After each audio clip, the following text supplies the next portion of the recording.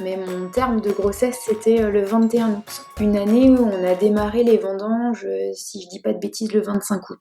Donc clairement, c'est, hyper stressant. En fait, c'était, enfin ça commence à de enfin voilà, les vendanges, on vendange de plus en plus tôt. On s'en était déjà rendu compte l'année d'avant. On s'est mariés le 27 août.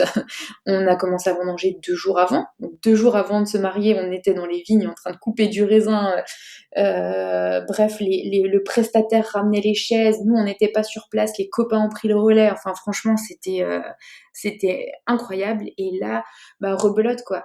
Notre fille elle naît fin août et puis on est de nouveau dans les vendanges à ce moment-là. Et en fait, à ce moment-là, ben en fait, bah ouais, moi je découvre ce que c'est être maman. Parce qu'on a, enfin, je m'étais vraiment pas rendu compte. Enfin, je sais pas si on peut se rendre compte d'un raz-de-marée émotionnel, un truc de dingue. Et en fait, et Julien n'est pas là. Je pense que je me souviendrai de toute ma vie. J'ai accouché à 8h33 le matin. Il était avec moi. Il est resté aussi longtemps qu'il pouvait. Mais à 13h, il était dans les vignes parce qu'il fallait préparer. Et je pense que, là, ça a été la première fois de ma vie où je me suis sentie seule dans mon couple. Mais pas d'une manière délibérée, ni de l'un ni de l'autre. C'était vraiment de la fatalité, c'était de me dire mais, enfin, je crois que je me disais rien. J'étais juste là et je ne comprenais pas tout à fait ce qui m'arrivait. Et donc là, au bout de 3 jours, avoir un méga baby blues dans cet hôpital où, alors tout le monde venait, hein, j'ai été, hyper bien entourée. Julien essayait de venir au maximum de tout ce qu'il pouvait.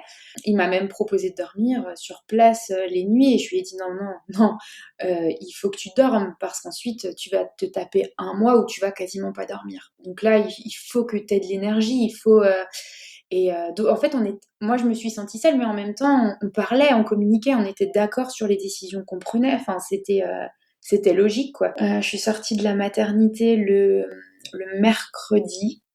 Ouais, je crois que je suis sortie de la maternité le mercredi. Le jeudi, on avait une petite réunion pour organiser les repas parce que Julien fait beaucoup les vendanges avec son oncle aussi.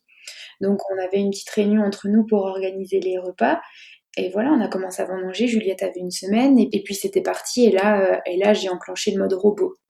Donc plus de sentiments, plus de fallait que j'aille, enfin voilà, je me disais faut que j'arrête de pleurer, faut que j'arrête d'avoir ce baby blues. Maintenant, on va se mettre en mode action quoi. Et du coup, cette année-là, ben moi je pouvais pas aller dans les vignes parce que Juliette avait un mois, c'était pas possible, une semaine pardon. Et donc ben j'ai un peu plus aidé que ce que je faisais peut-être les autres années en cuisine. Donc je me souviens très bien, je me souviens couper des oignons en allaitant Juliette et donc on préparait les repas. Et puis comme ça pendant un mois. Julien a très peu vu Juliette, hein, il rentrait le soir, il était lessivé. Voilà, on était en mode robot chacun de son côté. Moi, j'aidais comme je pouvais sur les repas, plus m'occuper de Juliette. Et puis lui, il était dans les vignes et puis il fallait que ça débite. Et en même temps, on construisait notre maison où il faisait quasiment tout lui-même.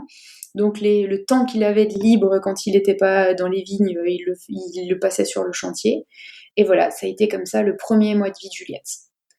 Et à la fin de ce mois-là, moi je me suis écroulée. Et là, ouais, une grosse claque quoi. Parce que finalement, je me suis rendu compte que j'avais pas du tout géré mes hormones, j'avais pas du tout géré mes émotions, que j'avais pas du tout écouté. Je me suis pas du tout reposée. Et parce que moi, pour moi, à l'époque, je me rendais pas compte à quel point, par exemple, à l'été, ben t'es pas juste assise dans le canapé et t'attends. J'étais Juliette jusqu'à ses 6 mois, donc ouais, c'était à ce moment-là, j'étais pas préparée. Je me rendais pas compte en fait que c'est tout un art. Les premières semaines, c'est tu ne fais rien d'autre et tu t'occupes de ton bébé, quoi. Et pour moi, m'occuper de mon bébé, c'était pas un travail. Donc voilà, là, je me suis pris une grosse claque. Et je me souviens d'un soir où, et puis alors les hormones, quoi, c'est hyper difficile. tu vois pas ton homme. Alors, du coup, je savais pertinemment qu'il était dans les vignes et que il travaillait sur notre chantier. Mais alors, tu t'imagines plein de trucs. Et puis toi, bien sûr, en tant que femme, déjà, bah, t'as pas perdu ton poids de grossesse, t'as tous les problèmes de postpartum, et du coup, tu te sens pas à l'aise dans ton corps. Et puis alors, tu dis, mais est-ce que lui, peut-être que lui non plus, je l'attire plus. Enfin voilà, incroyable quoi. Ça a été hyper difficile. Et puis lui, ben, il tombait des nues parce que il sortait d'une période hyper difficile des vendanges, il gérait notre maison. Et là, au milieu de ça, en fait, il a dû gérer une dépression postpartum, quoi. Et ça a été super difficile. Ça a été vraiment.